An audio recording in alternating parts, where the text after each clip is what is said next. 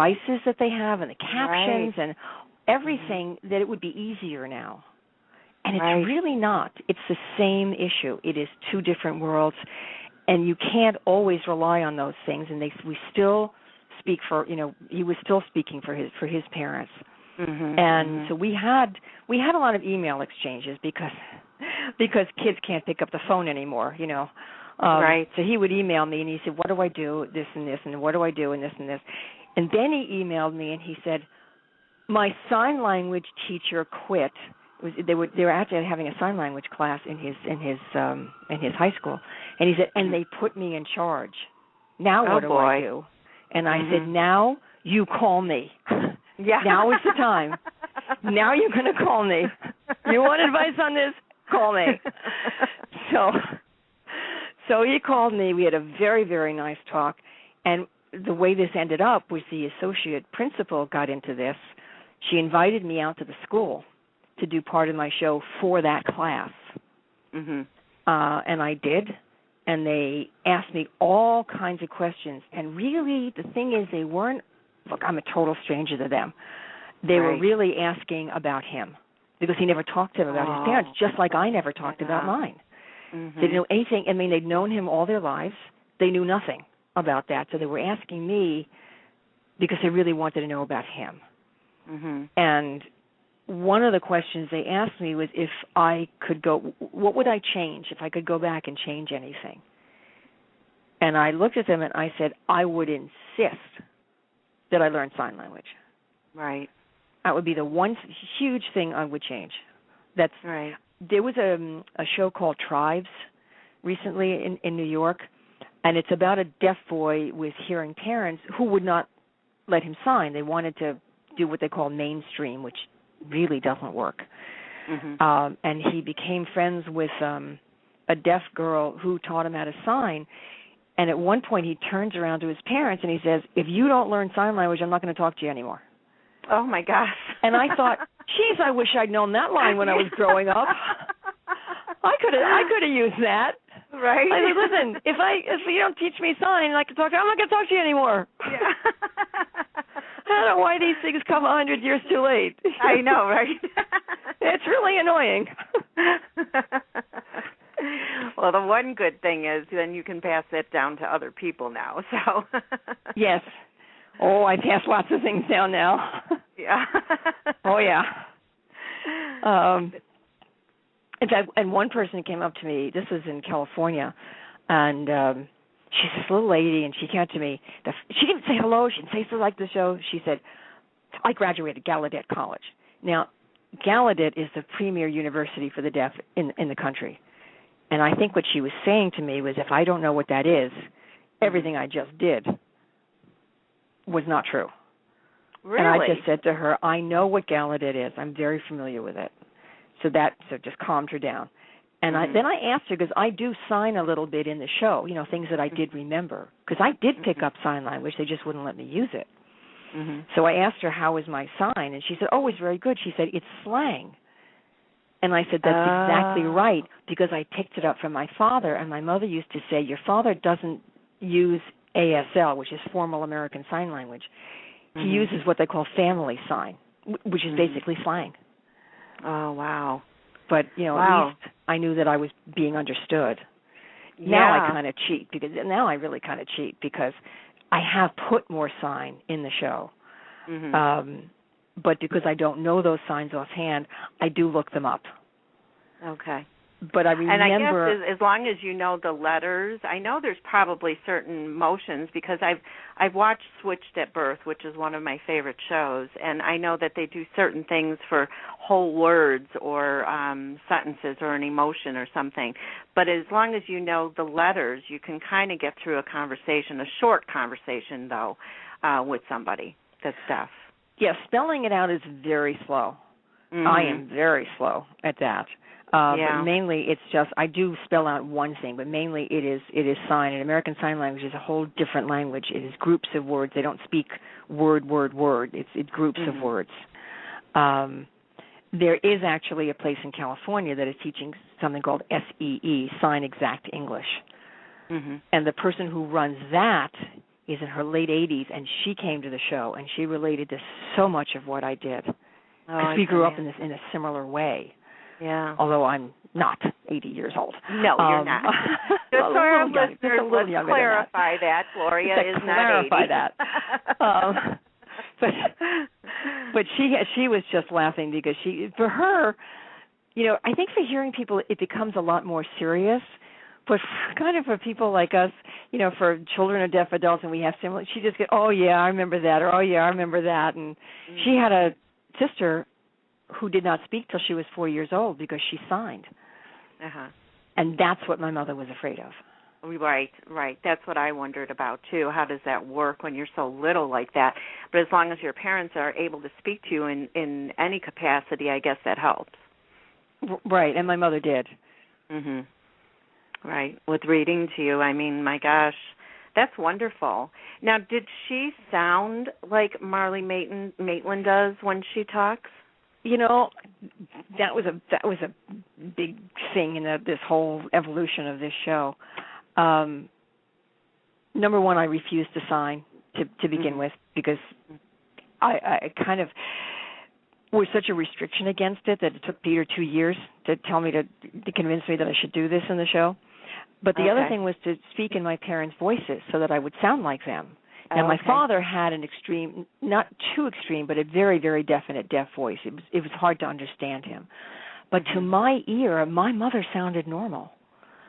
But Peter met my mother once. He came to my mother's apartment. He said, no, she didn't. And I called a cousin of mine, and I said, didn't my mother sound like just a hearing person? She said, no. No. And I asked a few other people who remembered my mother, and they said, no. It's just that to my ear, it sounded normal. Yeah. But it really wasn't, but her speech was very clear. It just was.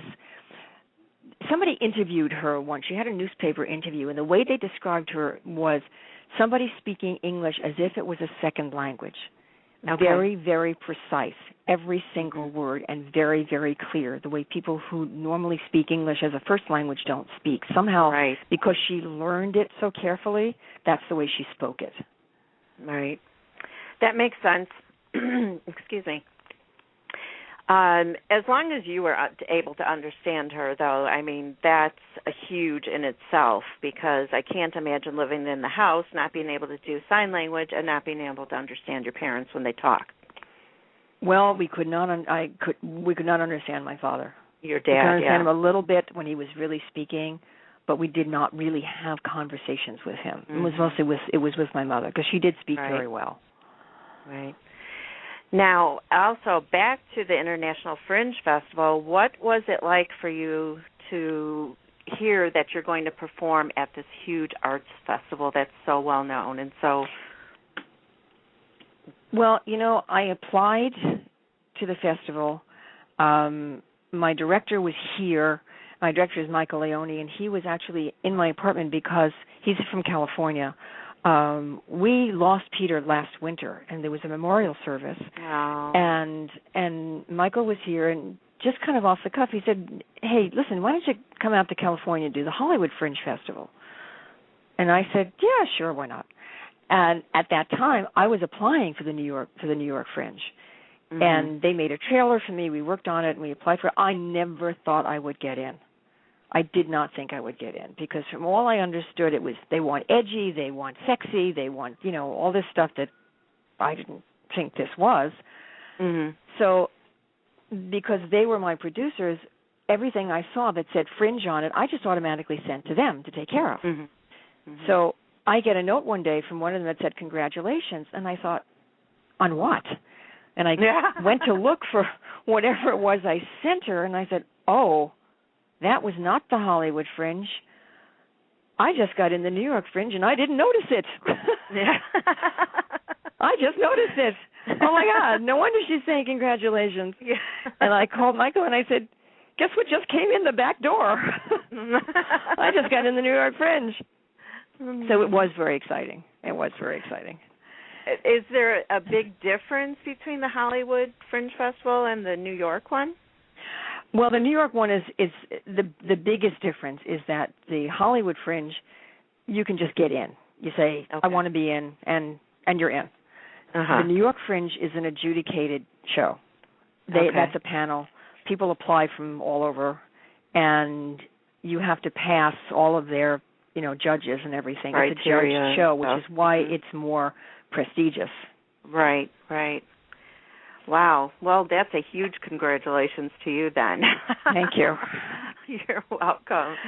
Now, for our listeners, they can see you perform your show, too, at the International Fringe Festival from August 10th through the 24th, but it's not every single day. No. We have 6 shows ranging from the 10th to the 24th.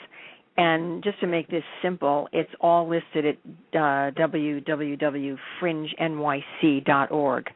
And they would put in, listen, can you hear me now? Right. They can purchase their tickets there. They're $15 each in advance by going online, but there's a small fee associated with that. Also, if you buy them by phone, and then they can purchase them at the door for $18, which is about what they pay if they buy them online or over the phone, because I looked it up. It's like $3 for the fee. There's always that little charge. Of course. Well, I think as Americans or anybody that goes to any type of show are used to those fees by now. Right. Unless you can go right up to the box office. Mm-hmm. There is also Fringe Central, which is kind of far downtown. That's 27 2nd Avenue between 1st and 2nd Street. But that's kind of depending on where you live, that's kind of down there. But that's where you can get them in person or the venue box office, prior to the show. Right, I think the easiest way to do it is by phone or online. Yeah. Well, that's how I do my things. I mean, even my Christmas shopping, I do online. Excuse me, I don't know why my voice is going.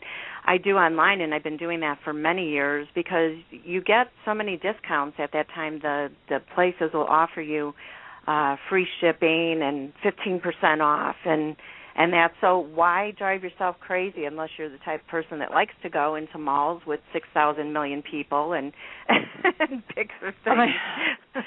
I can't even go into Macy's. No. I just walk in and think, no, there's too many people here. Yes. I get sensory overload. Like, no, I can't do this. No. And this way it's shipped right to your door, and if something doesn't work out, you take it to the post office, drop it off, and they'll take it right back to the store, because that's the worst part, I think, is after Christmas when they're having their after Christmas sales, and then people are returning things. Those lines, forget about it. Oh, it's the magic of the post office. You just drop it off. It's just wonderful. Here, take this. Don't want it. Thank you. Yeah. Now, as far as standing in line to see a show that I'd like to see, that I don't mind so much. So just for our listeners, the venue is located at 1 East 8th Street in New York City. I've been to New York once. That is actually, no, that's not the address. Oh, it's not? That is the address offline. that was the address of Fringe Central. That is not that's actually, they moved. So when I'm talking about 27 2nd Avenue, that's Fringe Central. That's not the venue. Okay. The venue is part of the Players Theater. It's called the Steve and Marie Seguros Theater. That's at 115 McDougal Street. Okay. On the third floor. I'm glad you know that, because I apologize. That's what I got off online, and I don't know New York I'm cheating. too well, I'm looking at the postcard. I'm looking right at the postcard, so it's between... cheat when you can, what can I say? You do it. I know that's confusing, but it's 115 McDougal Street, and that's between West 3rd and Bleecker. It's actually very easy to get to. The subway goes right to West 4th Street. There's one subway that goes to West 4th, another that goes to Christopher Street, and the theater is literally like 4 minutes from the subway. Okay. And I'm sure all New Yorkers are pretty familiar with that. Oh, even the surrounding areas of New Jersey and Connecticut and all that go to New York all the time, they're pretty familiar with that. Yes, because that's the West Village, and everybody's familiar with the West Village. Mm-hmm. because the A, B, C, D, E, F, M, all of those trains go to West 4th. The number 1 goes to Christopher.